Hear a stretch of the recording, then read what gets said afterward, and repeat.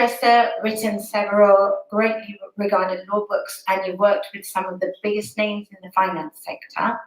The last few years have been hugely difficult. Brexit, COVID, Ukraine, cost of living. Are these the biggest challenges Gibraltar and the economy has faced in the last 40 years? Thank you, Denise.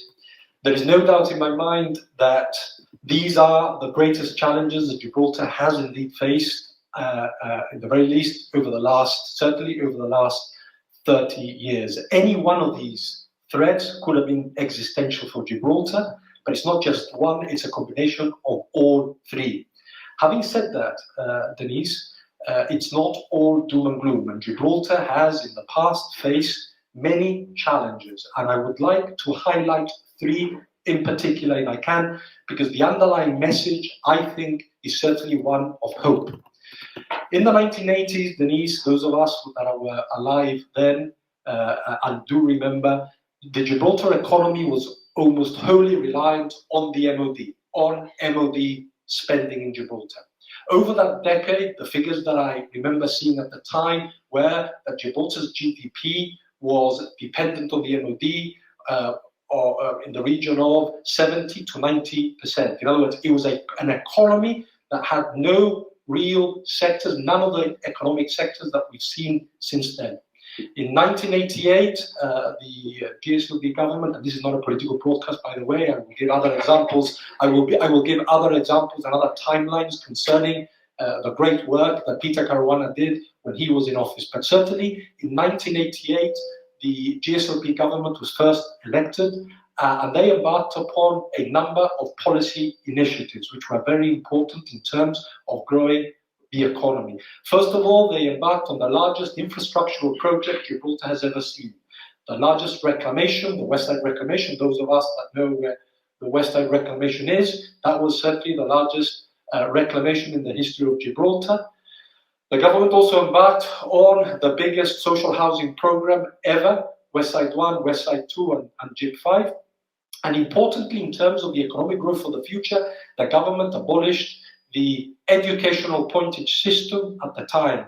Those of us that can remember will know that at the time, only students that had a certain number of points were able to secure scholarships from the government of Gibraltar in order to be able to study in the UK.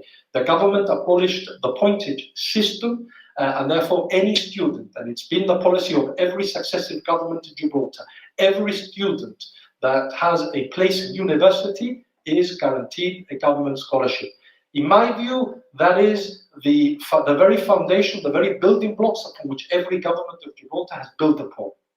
Let me choose another important year, Denise, to show the sort of challenges that certainly we have seen in the past. Let me go to 2001. In 2001, the European Commission challenged the government of Gibraltar in relation to our tax regime at the time. The tax regime at the time was based on a product known as the tax-exempt product, the tax-exempt regime. Most, if not all banks, financial services companies, insurance companies, and gaming companies were registered as tax-exempt. It was an important part of our economy. The European Commission decided in their eternal wisdom that that regime, which had been in place since 1967 in Gibraltar, should be abolished as breaching the state aid rules of the European Union. So overnight, the government of Gibraltar, headed by Peter Caruana at the time, was faced with a situation where the Commission was saying you can no longer issue new tax-exempt certificates to keep the finance centre economically alive in Gibraltar. And in addition, they were saying you have to abolish it and no further tax-exempt certificates should be granted. They went even further than that. They said that because Gibraltar and the UK were part of the same member state for European community purposes, Gibraltar had to have the same tax regime and the same tax rate as the United Kingdom. That's the biggest challenge our financial services industry has faced, aside from Brexit. Peter Caruana, or Sir Peter as he now is, litigated extensively, and we won every single court action. And the court actions, and indeed those discussions and negotiations, have been going on until very recently. In other words, it was 15 years. It's a 15-year process.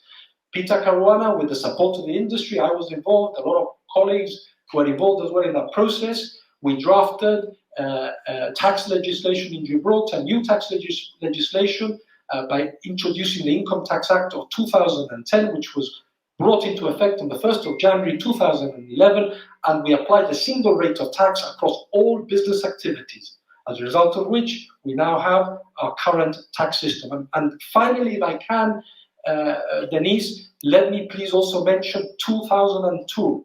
And whilst the other threats and the other circumstances were economically existential for Gibraltar, in 2002 something happened, which I'm sure all of us are aware of, at least those of us that have been and are local, and our memory goes back that far.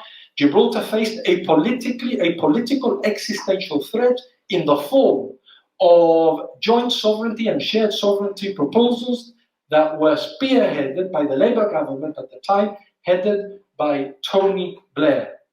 And it was as a result of the Gibraltar community coming together. And Peter Caruana deserves full credit for this, in my opinion, taking that campaign to the United Kingdom before Parliament, before the media, and before the British public, that we were able to derail that particular process. Because for me, Denise, the economy is of absolute paramount importance, because clearly the prosperity of Gibraltar relies upon it, but we mustn't forget that our rights as a people are just as important. And I'm delighted to see, Denise, that your father and colleagues, Forti, are here today, because they've been critical and they've been instrumental in our fight for self-determination over many years. So thank you very much for being here.